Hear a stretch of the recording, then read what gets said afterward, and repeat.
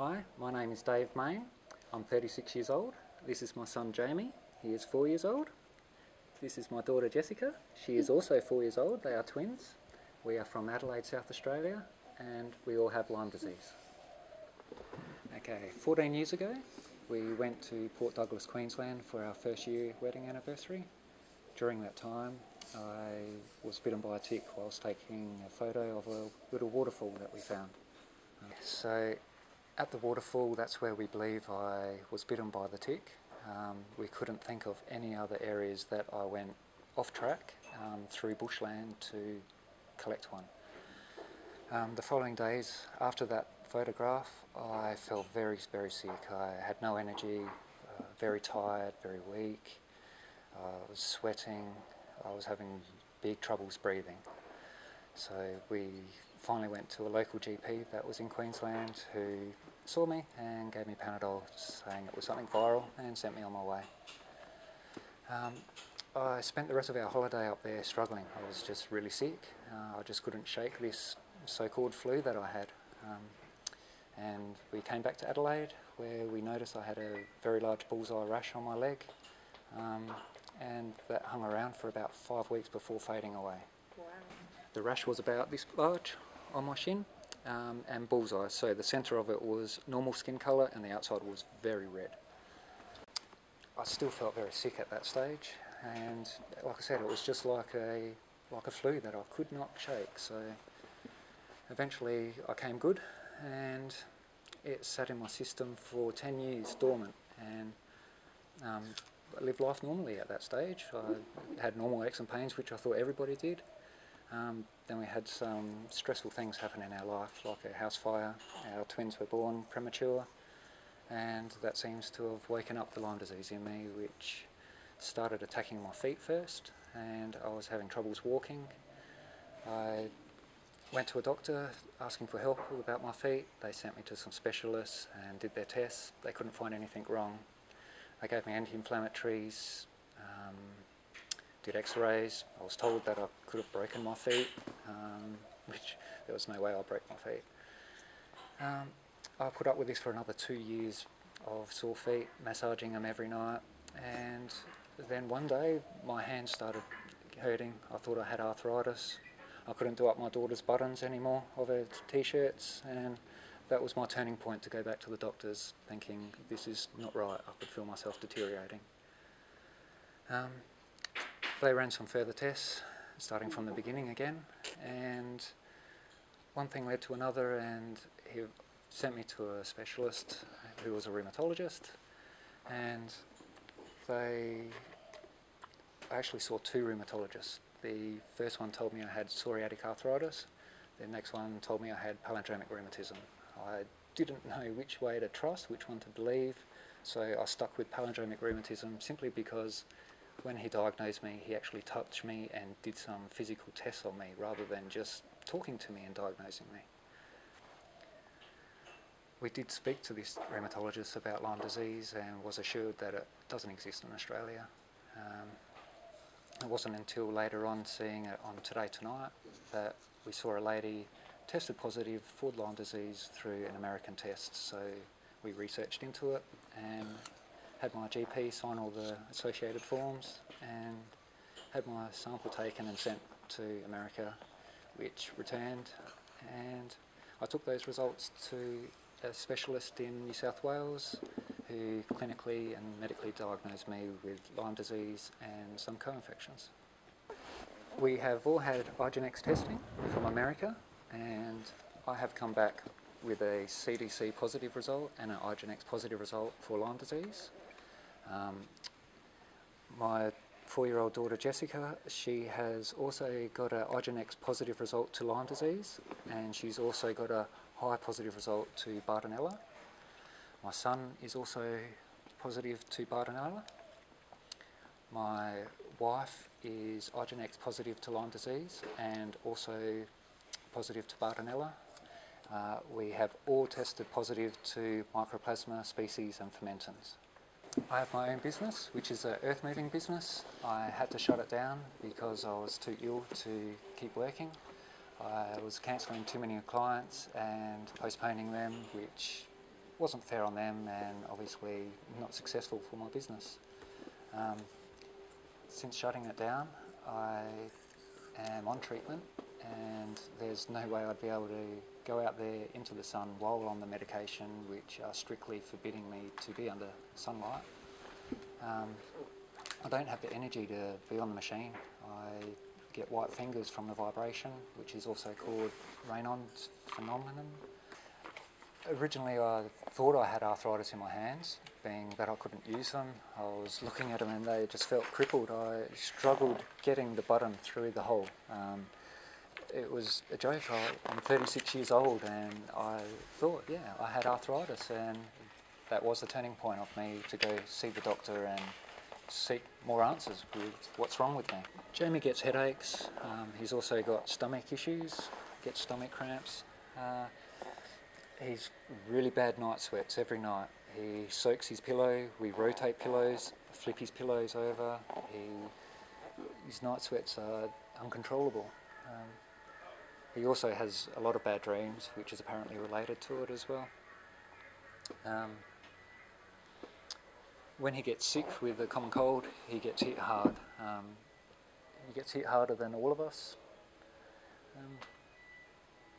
And he's just really hot and sweats a lot, which apparently is part of Babesia or Lyme disease. Jessica gets very bad head pains. She grabs the side of her head and screams in so much agony. It breaks my heart because I can't do anything to help her other than hold her and wait until they pass. It normally only takes about 30 seconds, and once they're gone, she's back to her usual self. She also gets very bad stomach aches daily, and again, all I can get her to do is keep her knees to her chest and give her wheat bags for her tummy. Those pains eventually pass as well. She also suffers with sore feet, so continuously asking to be carried or to be held. What else is some of your problems, sweetheart? She's very short of breath. She can run, but has trouble. Yes, okay. Your back hurts. She's very short of breath. She plays with Jamie, but I watch her and she tries to catch her breath. She's very short of it. She also has a bad back, which has only recently been happening. We hope that's not part of it. But I was infected with Lyme disease, and we believe I passed it on to my wife sexually, who then passed it on to our twins in utero. Hi, my name's Paula. I'm 34 years old and I live in Adelaide, and my whole family's been diagnosed with Lyme disease, co-infections of Mycoplasma, Bartonella, Babesia, and I've also been diagnosed with Morgellons.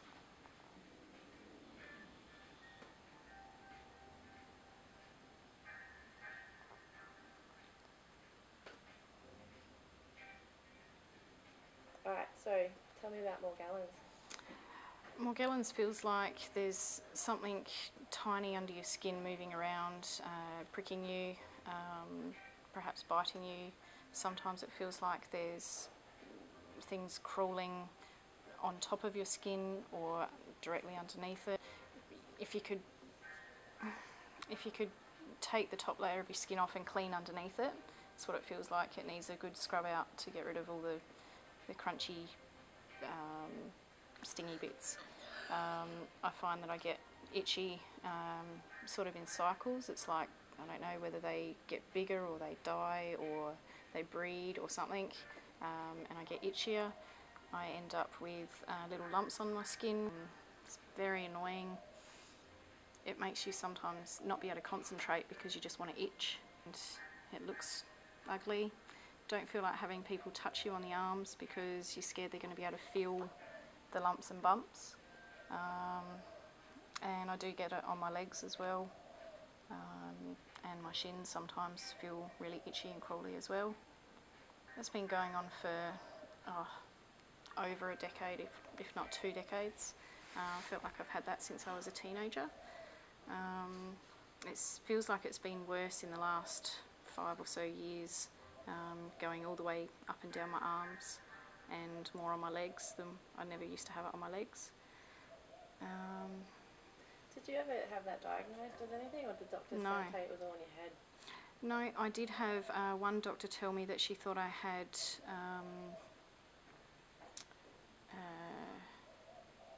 I've forgotten the name of it now. Keratosis Pilaris, which is an overactive creation of keratin under your skin. And she told me to go to the chemist and get a product called azelaic acid and wash my body in acid. I didn't like the sound of that, so I didn't do it because I thought putting any acid on your body can't be good. So I thought I'd just live with it. A couple of doctors have told me to use nothing but sorbeline to wash myself in. I found that to be horrible. It didn't feel like you were washing yourself properly, or didn't feel like it was doing anything. I tried that for a few months at one stage, and it didn't make any relief. I now bath with a antibacterial soap, but that doesn't do anything either. Is the itchiness exacerbated by anything? Say, for example, temperature or irritation, like deodorants and smells? Some Stress, maybe? Yeah, stress definitely makes it worse. Some types of clothing as well, like wool clothing. Don't ever wear wool because it just itches, makes it even worse.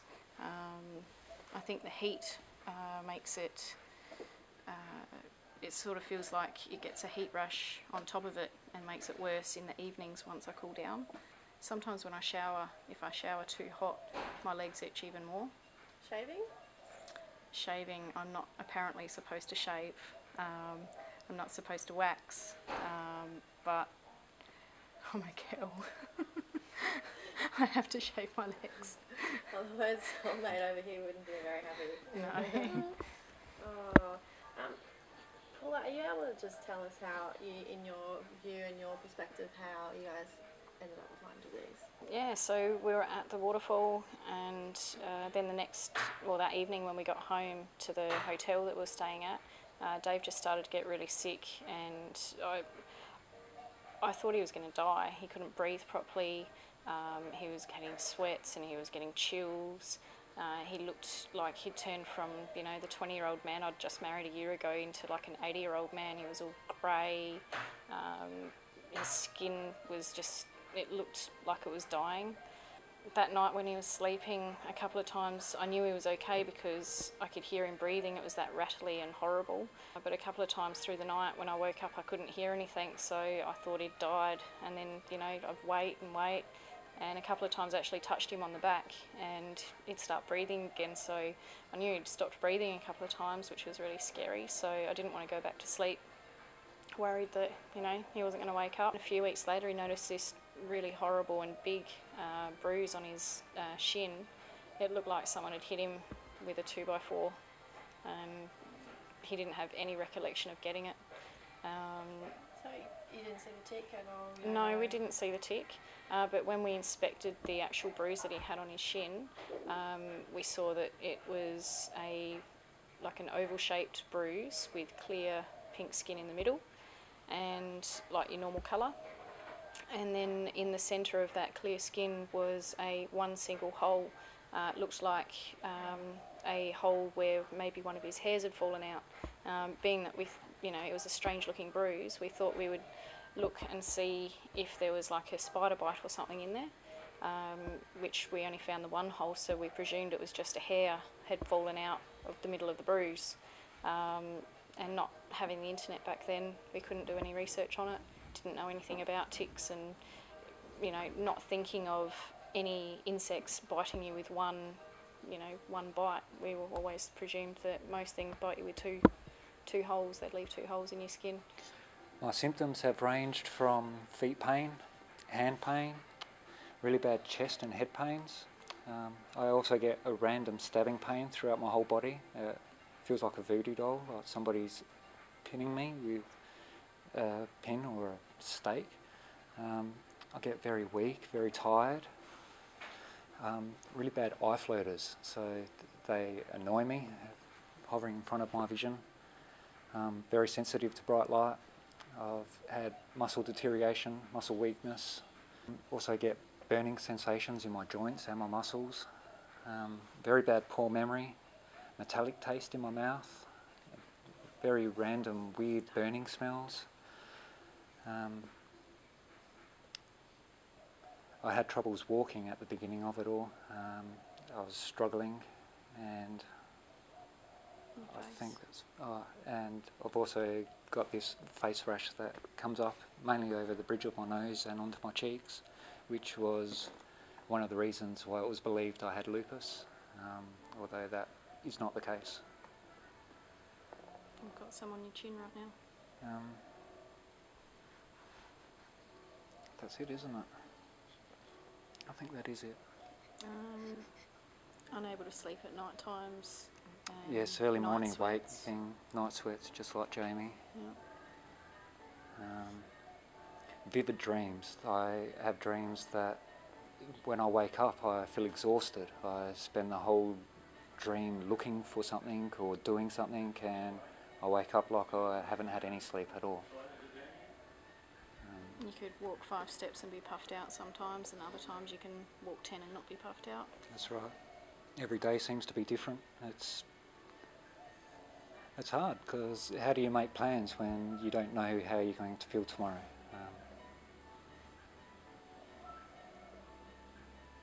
To try and go out of a night time is just too much effort. If you try and plan to, have dinner with friends or something, he could be fine when you make the plans, and then, half hour before you're ready to go, he could just fall in a heap and not be able to go. So, or if he does get the energy to go, he pays for it for the next 2 days and doesn't have any energy at all for those 2 days afterwards.